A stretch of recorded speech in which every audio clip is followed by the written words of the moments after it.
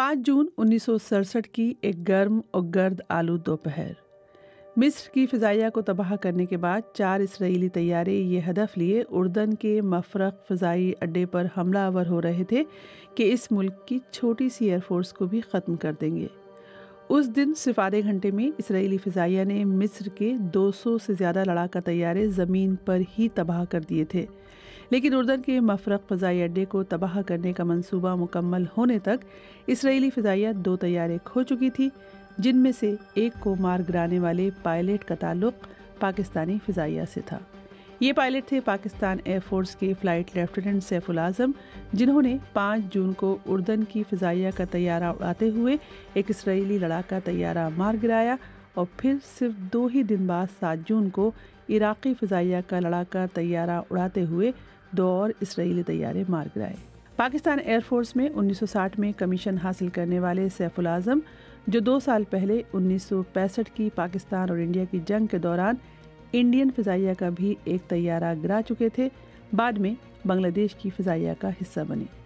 सैफुल आज़म कौन थे? वो इसराइल के ख़िलाफ़ उर्दन और फिर इराक़ की फ़िज़ाइया की जानिब से क्यों लड़ रहे थे? पूरी कहानी आज की BBC रीड्स में। मैं हूँ खदीजा आरिफ। आप सुन रहे हैं BBC रीड्स। 1971 में तकसीम से पहले पाकिस्तान की फ़िज़ाइया के 35% टेक्नीशियंस और 1/4 पायलट्स मशरक़ी पाकिस्तान से थे, जिनमें फ़्लाइट लेफ्टिनेंट सैफुल आज़म जैसे बेहतरीन पायलट्स भी शामिल थे। 1965 की जंग में सैफुल आज़म ने एक इंडियन तैयारा मार गिराया था और इसके लिए उन्हें हुकूमत पाकिस्तान ने सितारा जुर्रात के एजाज़ से नवाजा था। 1966 के आखिर में उन्हें उर्दन की फ़िज़ाइया में मुशीर तैनात किया गया। 1 साल बाद ही जून में उन्हें एक और जंग दरपेश थी, जिसमें एक तरफ इसराइल जबकि दूसरी तरफ उर्दन, मिस्र, शाम और इराक़ समेत अरब रियासतों का इत्तेहाद था, जिसे 6 डे वॉर या जून वॉर के नाम से भी जाना जाता है। इस जंग का आगाज़ 5 जून को एक इसराइली हमले से हुआ था, जब मिस्र की फ़िज़ाइया को अचानक ही एक बड़ा धचका मिलने के बाद उर्दन की फ़िज़ाइया को हमले के बारे में ख़बरदार किया गया। उर्दन को भी खदशा था कि इसराइली फ़िज़ाइया मिस्र के बाद उनकी जानिब रुख करेगी। मौर्रिख़ और साबिक़ एयर कोमोडोर कैसर तुफ़ैल अपनी किताब great air battles of Pakistan air force में लिखते हैं कि पाकिस्तान की हुकूमत से फ़िज़ाई दिफ़ा तक महदूद इजाज़त के बाद उर्दन के मफरिक एयरबेस से सैफुल आज़म एक हंटर तैयारे में अपने विंगमैन लेफ्टिनेंट एहसान शरदम के साथ फ़ज़ा में बुलंद हुए। उनके पीछे मज़ीद हंटर तैयारे रवाना हुए। सहराई गर्द गुबार और गर्मी के बायस हद नज़र 1 मील से कम थी और दुश्मन का कोई निशान दिखाई नहीं दे रहा था।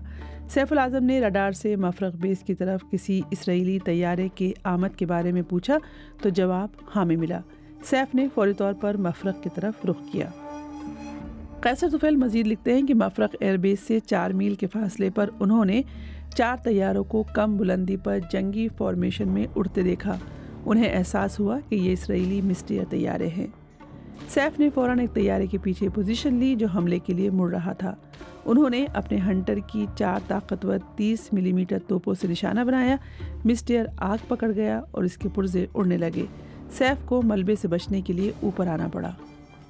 ये इसराइली तैयारा मफरक एयरबेस की हुदूद के करीब गिरकर तबाह हो गया और इस इसराइली जहाज़ का पायलट निकल ना सका। कैसर तुफ़ैल लिखते हैं कि फ़्लाइट लेफ्टिनेंट सैफुल आज़म ने देखा कि 2 मिस्टियर मगरिब की तरफ पूरी रफ्तार से फ़रार हो रहे हैं। जैसे ही सैफ ने उनका पीछा शुरू किया, एहसान शरदम ने दाएं जानिब एक और दुश्मन तैयारे की निशानदेही की। सैफ ने एहसान को हुक्म दिया कि वह अलग होकर उस वाहिद दुश्मन तैयारे का पीछा करे, जबकि वो 2 दुश्मन तैयारों के पीछे चले गए। सैफ पीछे उड़ने वाले मिस्टियर के पीछे आ गए, जो तेज़ी से कलाबाजियाँ खाकर बचने की कोशिश कर रहा था। सैफ ने 4 बार गोलियां बरसाईं, लेकिन कोई निशाना ठीक न बैठा। कैसर तुफ़ैल लिखते हैं कि मायूसी के आलम में अचानक उन्होंने देखा कि दुश्मन तैयारा सीधा उड़ने लगा है। सैफ ने फासले को कम करके 5वीं बार फायर किया। मिस्टियर की दाईं जानिब से धुआं निकलने लगा। गोलियां निशाने पर लग चुकी थी। तैयारा नीचे झुका, लेकिन सैफ उसके मुकम्मल तबाह होने की तस्दीक न कर सके, क्योंकि दूसरा इसराइली तैयारा उन पर हमला करने के लिए मुड़ रहा था। कैसर तुफ़ैल मज़ीद लिखते हैं कि ईंधन और गोला बारूद की कमी के बायस सैफ ने पीछे हटने का फ़ैसला किया और मफरक की तरफ वापस हो गए। उन्हें अंदेशा था कि मफरक का रनवे नाकारा हो चुका है, चुनाचे उन्होंने तमाम तैयारों को एयरफील्ड के शुमाल में इंतज़ार करने का हुक्म दिया। हैरत अंगेज़ तौर पर उन्हें रनवे पर लैंडिंग की इजाज़त मिल गई। लेकिन उनके साथी एहसान ने फौरन खतरा महसूस किया और अरबी में रेडियो पर कंट्रोलर से शनाख्त पूछी और अपने कुत्ते का नाम भी पूछा जो एक खुफिया शनाख्ती कोड था। उसी वक्त उर्दनी कंट्रोलर ने असल में रेडियो पर आकर खबरदार किया कि मफरक हरगिज़ लैंड ना करें। एहसान की हाजिर दिमागी ने दोनों को इसराइली फरेबकारी से बचा लिया जो उन्हें तबाह हाल रनवे पर उतारने के लिए जाली रेडियो पैगाम दे रहा था। तमाम तैयारे ओमान के बैनुल-अक़वामी हवाई अड्डे की तरफ मोड़ दिए गए जहां अभी इसराइली हमला नहीं हुआ था। पायलट्स खुशकिस्मत थे कि वो हमले से चंद लम्हे कबल ही लैंड कर गए, ताहम उनके तैयारे महफूज न रह सके। कुछ ही देर बाद जदीद स्पेयर मिस्टर तैयारों ने डिबर बम इस्तेमाल करते हुए हमला किया जिससे रनवे को गहराई तक नुकसान पहुंचा। इस हमले में एयरपोर्ट की सिविल तनसीबात को भी गोलियों का निशाना बनाया गया। कई ट्रांसपोर्ट तैयारे और हेलीकॉप्टर भी तबाह हो गए। तमाम पायलट ओमान में ऑपरेशन हेडक्वार्टर पर जमा हुए ताकि पेश आए वाक़यात के बारे में तबादला ख्याल कर सके। तकरीबन 1 घंटे बाद उर्दन के किंग हुसैन खुद उनके दरमियान मौजूद थे। वो अपने पायलट्स को सराहने आए थे जो उर्दन की पहली बड़ी फ़िज़ाई जंग में शरीक हुए थे। इसी दौरान उर्दन ने अपने पायलट्स की खिदमत इराक़ को पेश की और जल्द ही ये पायलट्स इराक़ के लिए रवाना हो गए। 6 जून रात 9 बजे का वक्त ये काफ़िला इराक़ के हबानिया एयरबेस पहुंचा जहां 3 हंटर स्क्वाड्रन मौजूद थे। कैसर तुफ़ैल अपनी किताब में लिखते हैं कि 7 जून को फजर के करीब एक आहिस्ता दस्तक और सरगोशी ने सैफ को जगाया। एक नौजवान इराक़ी अफसर ने बेस कमांडर को पैगाम पहुंचाया कि वो चाहते हैं कि पहली परवाज़ के लिए 4 पायलट रज़ाकार बने और आपसे कहा गया है कि आप लीड करें। कुछ ही देर बाद 4 हंटर तैयारों का दस्ता बगदाद से तकरीबन 435 किलोमीटर मगरिब में वाक़ एयरबेस H3 की तरफ परवाज़ कर रहा था। 25,000 फीट की बुलंदी पर कंट्रोलर ने ऐलान किया कि लीडर एक बड़ी फॉर्मेशन H3 पर हमलावर हो रही है, नीचे जाकर उससे निपटे। कैसर तुफ़ैल लिखते हैं कि इसराइली फॉर्मेशन 6 तैयारों पर मुश्तमिल थी जिनमें 4 बातौराज़ तैयारों की क़यादत डिप्टी स्क्वाड्रन कमांडर कैप्टन शिलोमो करन कर रहे थे। 2 मिराज तैयारे उनकी मुसल्लह हिफाजत कर रहे थे। हर एक तैयारा 2 बम से लैस था। जब सैफुल आज़म की क़यादत में इराक़ी हंटर तैयारे H3 से 5 मील दूर थे तो उन्हें मगरिब से आते 2 बातौराज़ तैयारे नज़र आए। जब सैफ एक बातौराज़ के पीछे जाने के लिए पोजीशन ले रहे थे तो उनके एक साथी समीर ने आवाज़ दी, 2 मिराज तैयारे आपके पीछे हैं। लम्हों में सैफ ने अपनी फॉर्मेशन को तकसीम करने का फ़ैसला किया कि ख़ुद वो और एहसान मिराज तैयारों से निपटेंगे जबकि समीर और एक और साथी गालिब बातौराज़ का ताक़ुब करेंगे।